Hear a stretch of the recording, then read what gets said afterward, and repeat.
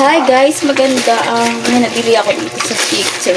Ito yung nauusong lunch bag or pwede mo siyang gawing bag. So, ito yung loob niya. Ayan. Tapos ito yung pet niya. Ayan. Diba? Kahit nailapag mo yan sa semento, hindi mabasa. Kasi ito yung dating lunch bag guys. Ayan. Nabili ko din naman sa TikTok. Tapos, kasi sira na siya. Nalata siya. So, kailangan kong bumili ng ganito kasi pag nilapag mo kasi siya guys, tatayo pa rin itong bag na. So, kasya pong ating tumbler. Ayan. Ang ating payong. Lagay niyo siya dyan. Wow! Ang ganda! Diba maganda siya? Ayan. Tapos, ito yung loob niya. So, ito rin po ang kanyang may pa-zigzag na siya.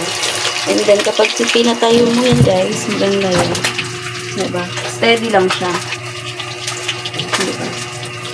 So, ayun. Check out nyo na, guys. Bye-bye!